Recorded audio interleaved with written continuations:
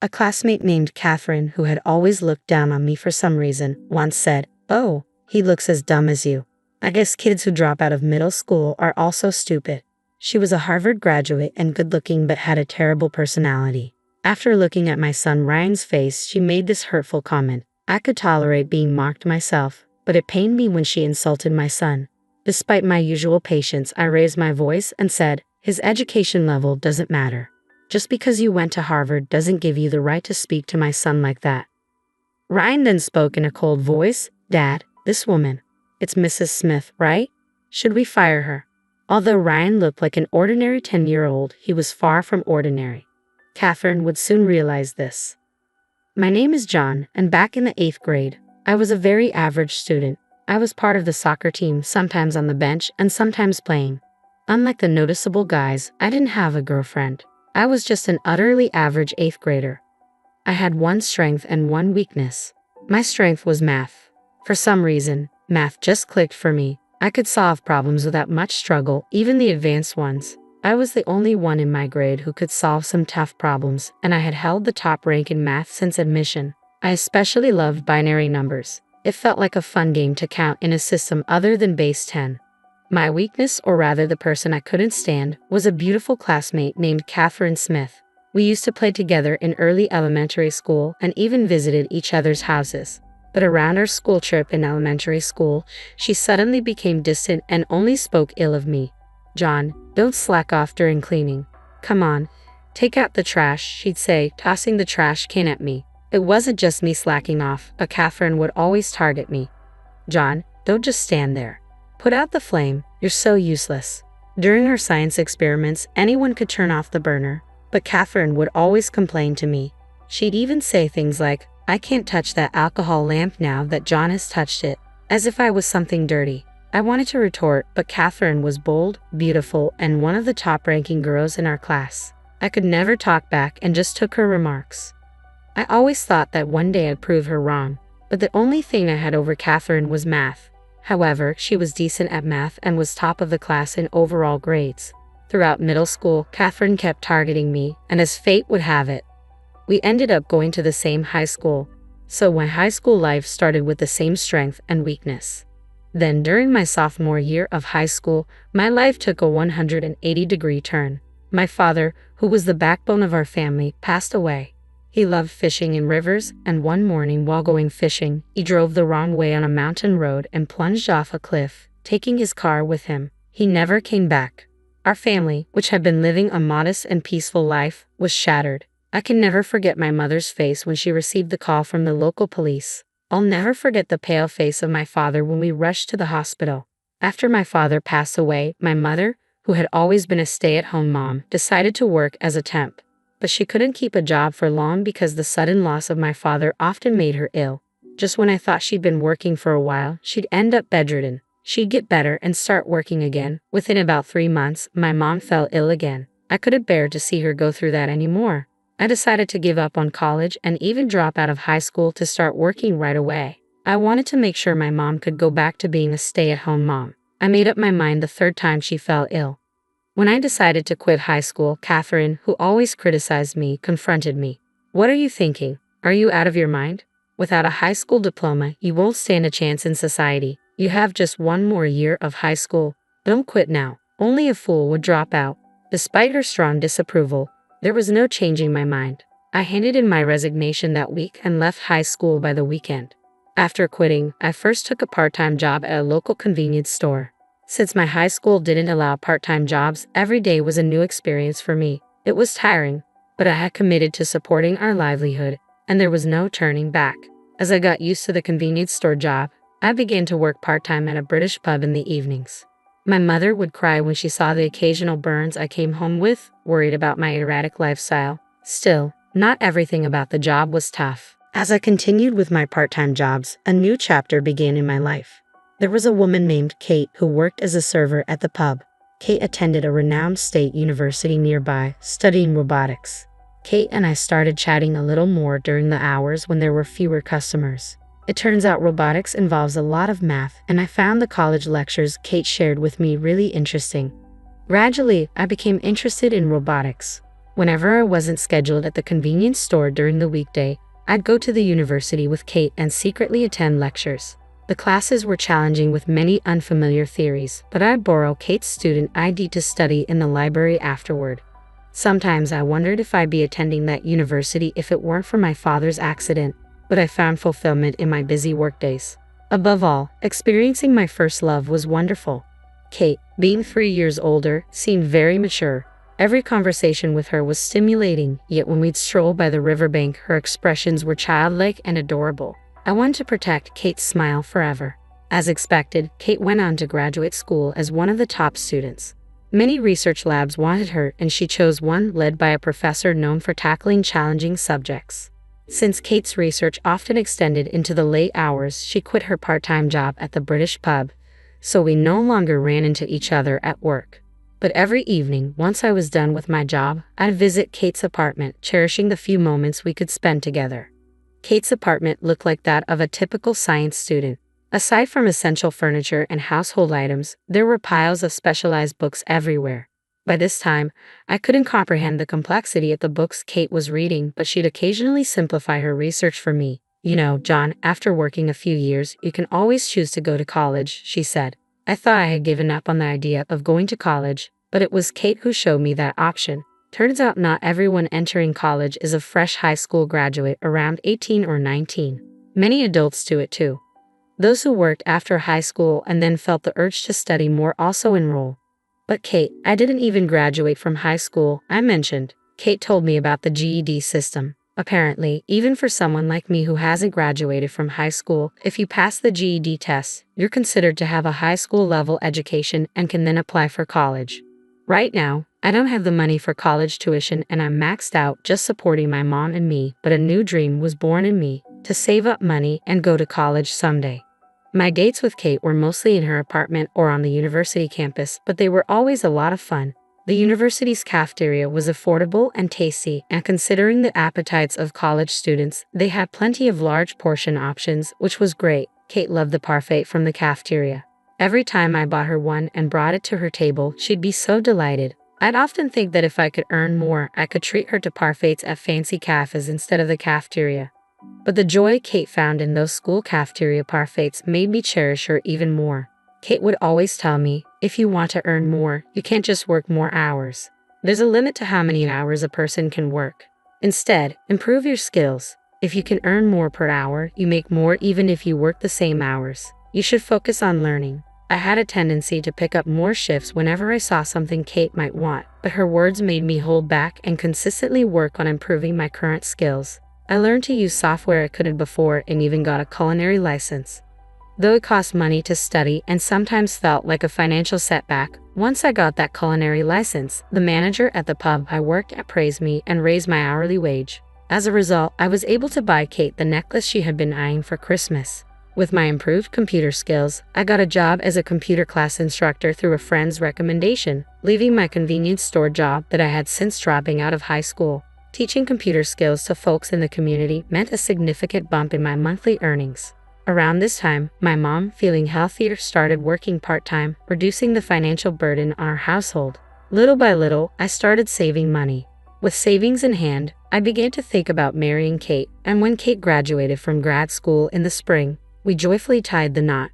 Our life together, as she started her job as a researcher after her postgraduate studies, was incredibly happy. We rented a small place, and whichever of us got home first would make dinner, and we'd eat together every evening.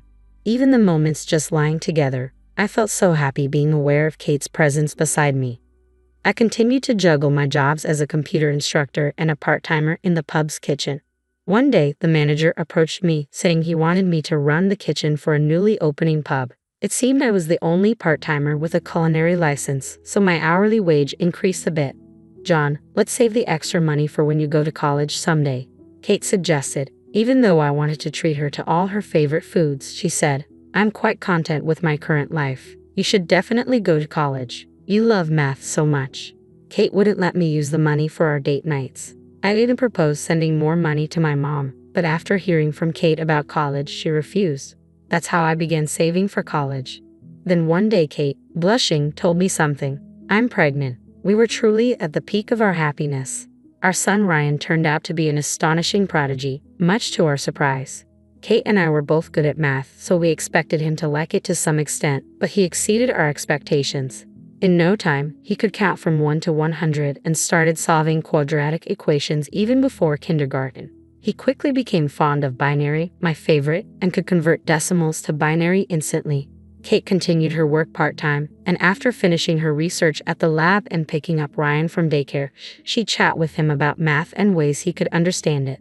Ryan always listened with shining eyes.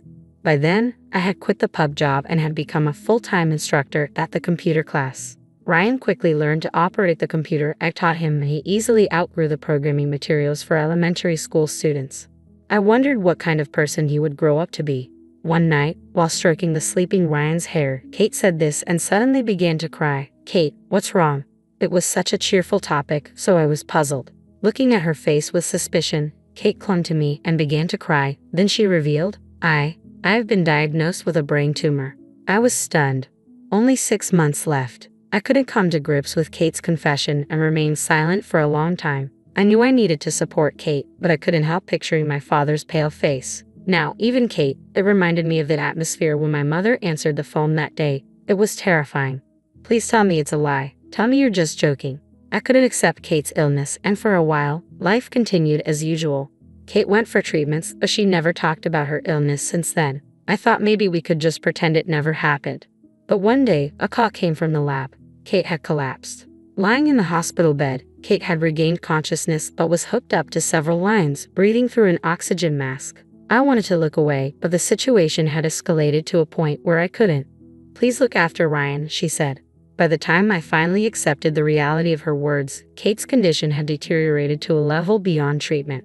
For the month before Kate passed away, we repeatedly talked about Ryan's future.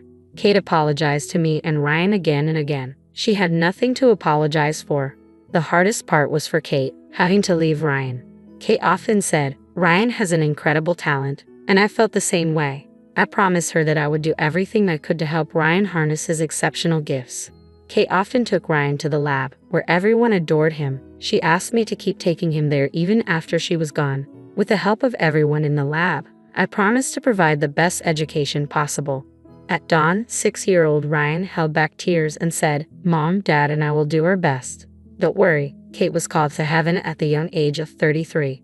Having lost a loved one twice, I couldn't afford to break down. I had to protect my son Ryan. From that day, we started a new life focusing on nurturing Ryan's talents. Time passed, and as Ryan's 10th birthday approached, we went to celebrate at a famous upscale restaurant known for its traditional dishes. After enjoying our meal, we were satisfied and just stepping out of the entrance when I noticed a familiar face. It was Catherine, an old acquaintance from elementary to high school. She was there dining with her boyfriend. Upon seeing us, the corner of her mouth twisted into a smirk. Dining in such a fancy restaurant even though you dropped out of middle school. Out of your league, don't you think? Middle school dropout or not, what's that got to do with anything? I didn't want to provoke Catherine, especially with Ryan around. I tried to leave quickly, but she kept on throwing jabs. "You probably can't even educate your child properly with your dropout status, can you?" I had promised Kate to prioritize Ryan's education, so this really got under my skin. Still, I tried to ignore her and started to leave with Ryan. "Look at him. He's got that clueless look, just like a dropout's child. His stupidity runs in the dropout family," Catherine pushed further. Although I could handle insults thrown at me when she insulted Ryan, I lost it and snapped back. "My educational background has nothing to do with this. Just because you went to Harvard doesn't give you the right to talk that way about my son." "Oh, come on. Is it because you didn't even finish high school?" Catherine continued to mock. Ryan suddenly said in a cold voice, "Dad, this woman, it's Miss Smith, right? Should we fire her?" "What are you talking about, Ryan?" I tried to reprimand him, but Ryan continued. "She's a business associate of my company. She might not know me, but I've seen her. She's from the security firm we've outsourced to, so at the very least I can have her removed from the current project, right, Miss Smith?" "Ryan, there's no need to retaliate, no matter how much one is mocked," I said, trying to silence Ryan's harsh words. "What? How can a kid like this be associated with my company? There's no way you can fire me. Talk in your dreams." Clearly shaken by being addressed by Ryan, Catherine snapped back and disappeared into the restaurant with her partner.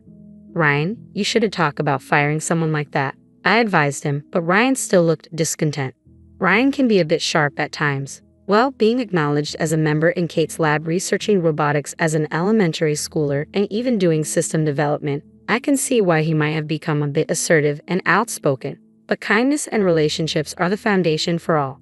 Just because he's a child doesn't excuse everything he says. Especially since he's working with adults on system development, he needs to be careful with his words.